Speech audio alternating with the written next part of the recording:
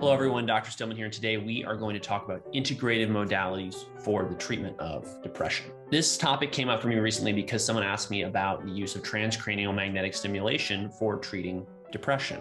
And they wanted to jump to that rather than doing more fundamental things that I suggested to them would be more therapeutic and more valuable, both in the immediate term and in the long term, where eventually transcranial magnetic stimulation might play a role, let's just say. And I want to explain why that was my answer to them, because there's a lot of science behind it and there's a lot of thinking behind it and also, my years of experience, I've just seen people fail when they jump to something like this and ignore more other fundamentals of their well-being. First of all, what is transcranial magnetic stimulation? It is a non-invasive method of brain stimulation that relies on electromagnetic induction, et cetera, et cetera. Basically, what they're doing is they're inducing or altering neuronal function in your brain using a big magnet.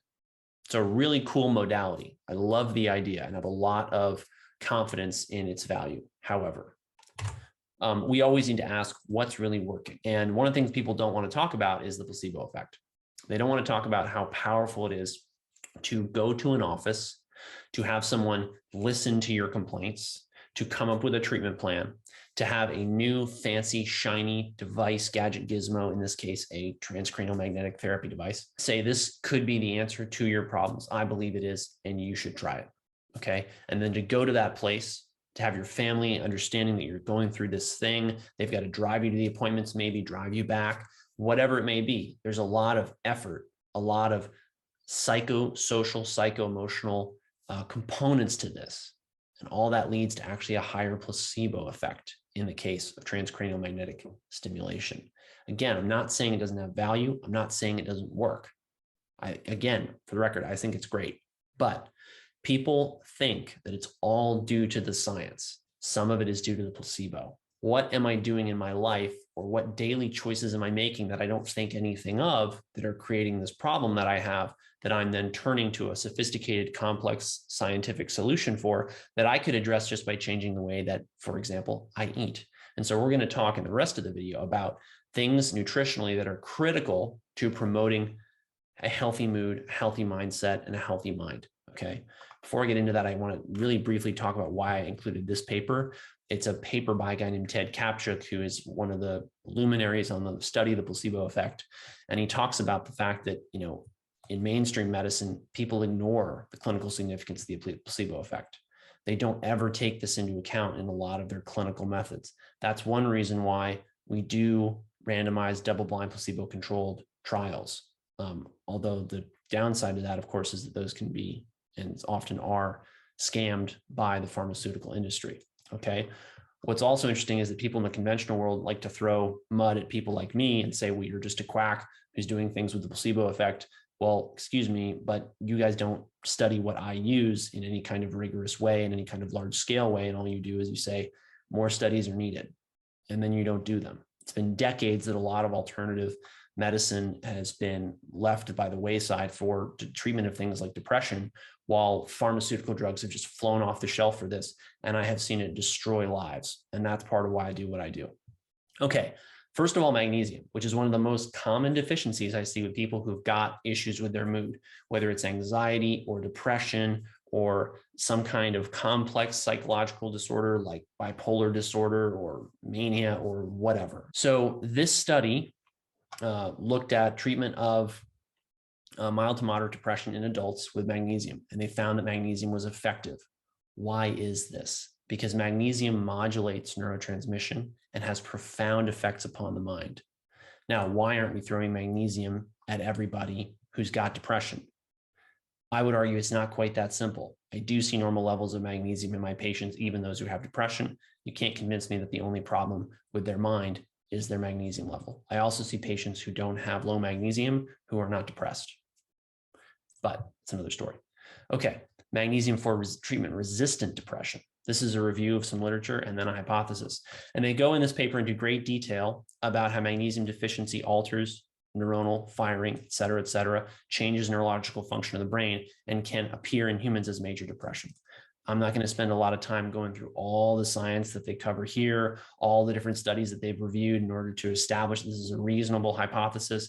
I do want to go into one that I thought was particularly compelling, which is that in 2008, they found that magnesium was as effective as a tricyclic antidepressant drug in treating depression in diabetics without any of the side effects of imipramine. How about that? They also found that IV and oral have been used to rapidly terminate treatment-resistant depression. One more thing I want to point out is that they say that 60% of cases of clinical depression are considered to be treatment resistant. What that means is that we start a drug and the patient doesn't respond. You either have to increase the dose or switch to another drug. One of the problems that I have with this is that as you're doing this and the tapering times for these up to the dose can be, they tell you not to expect results in depression cases with drugs for 4 to 6 weeks. Frankly, 4 to 6 weeks is, I think, too long a time to be depressed. But anyway, the point is this. The drugs don't work that well. It's mostly been a con game by big pharma, and that's amply demonstrated in book after book on how this game has been rigged against people who are depressed. Okay, so that's magnesium. Magnesium deficiency is one of the big things I look for in people with any kind of neurological or psychiatric complaint, okay? But I also don't want to just make this about magnesium because it's more complex than that. There's other minerals that play a role in this. And this is a study where they looked at zinc and copper levels in depression. And what they found is that the people who had higher levels of copper had a higher tendency to be depressed. And after treatment, they found that they had less depression. How about that? The mean zinc levels, however, didn't have as much of a variation. Okay. Now, what does that mean? This is a very small study, very limited. It's not, the end of this discussion, but this is the beginning of an area in the literature that could be blown wide open if doctors bothered to study it. I see abnormalities in a wide variety of minerals and also toxic elements in my patients that other doctors do not bother to measure. One of which is mercury, which is well known to cause depression and other things like that. Let's talk about this paper. This is one of the most interesting ones that I found getting ready for this video. Okay, mercury from silver dental fillings may be an etiological factor in depression, excessive anger, and anxiety. What they did in this study is they looked at 25 women who had silver dental fillings and 23 who did not. They did a Beck depression inventory scale, which is one of the many markers for depression. Fun fact, a lot of the markers and scales used to diagnose and treat depression and monitor depression are invented by pharmaceutical industries who make drugs to treat depression. Do you think that's the rats guarding the cheese or the foxes guarding the hen house? You decide. Anyway, what they found is that the women with amalgams had significantly higher scores and reported more symptoms of fatigue and insomnia. Because I see so many women in my practice who love their spicy tuna rolls, I know that women can get to toxic levels of mercury just by eating too much sushi and not getting the right balance of other nutrients in their diet frequently needed to detox or get rid of all that stuff. For what it's worth, a lot of people are walking around with chronic mercury problems that aren't being diagnosed by doctors who don't know to look for it and don't know what questions to ask the patient in taking the history in order to actually get to the bottom of it. Is there a place and a time for mercury amalgam removal? I believe that there is. Do I think it necessarily needs to be right now, today, immediately in every patient? No, some people are too frail. You need to nourish them before you start to pull this stuff out of them. You got to prep them operatively, which is something that I really enjoy doing, actually, because it really helps these people. The mechanism, by the way, for mercury to do all this is that it's a toxic element that interferes with the metabolism of a lot of other similarly charged sized minerals and metals in the brain, as well as the rest of the body. It also creates a lot of oxidative stress, which is one of the key things that impairs appropriate function of your neurons and also chronically ages you, which is why tracking mercury levels is one of the things I do with my patients who I see on a long-term basis, because I really want to make sure that we're on top of those and that they're not getting some source of mercury in their diet. It's almost always the shark, tuna, swordfish, or halibut. Sorry to break it to you, but you need to moderate your intake of those things. All right, next, dieting. This paper is on essential fatty acid intake and depression. Okay, so let's talk about diet, fatty acids, depression. Why are fatty acids relevant to depression? Well, they make up the membranes of all of your cells, including the ones in your brain, and they can control how your immune system is functioning. I didn't get into this literature for this video, but there's a lot of literature on how the immune system can modulate your brain and may contribute to or play a role in the pathogenesis, in other words, the creation of It's really profound. I mean, some people, for example, you'll remove their allergens, or you'll treat their allergies in some way, and their mood will massively improve. Now, to tie this back to the placebo effect, it's very hard to disentangle all these effects.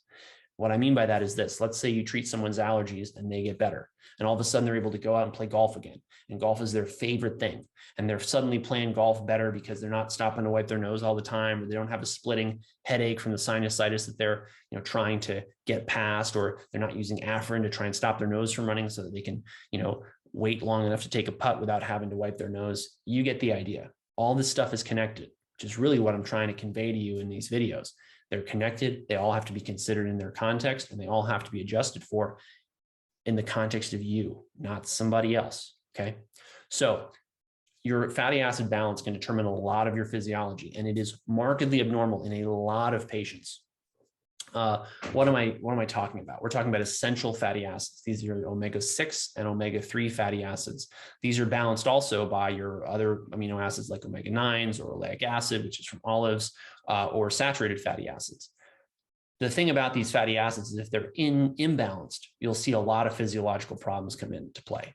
And I see people taking fish oil supplements and eating fish who have levels that are way too high, far in excess of what even the Inuit or the Eskimo would have. And they're generally held out as the people who've got the best levels, at least historically. And then you'll have people who are saying, oh, you can't have any omega-6s. They're so bad for you. Get rid of all of them in your diet. Those people sometimes end up with very low levels of omega-6s and consequent physiological and medical problems. It's a longer story than that, but I'll just leave it at that. And then you get the people who don't realize how much omega-6 they're taking in, and they don't realize that it's creating this imbalance and this deficiency of omega-3s. And they've got a low fish oil level and a high omega-6 level. It just depends on what you eat, what supplements you take, how you live your life, and how your immune system is wired. And there's no way to get to that but by measuring it. And my point in talking to you about all this is this: we see correlations, and we have lots of evidence to suggest that if you are eating the wrong balance of essential fatty acids, you are likely to develop neurological, psychiatric disorders, including depression, right?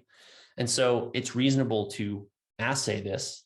And I would say it should be mandatory to assay this in patients with depression, because if that's contributing to their illness, you would want to know that and remediate it appropriately.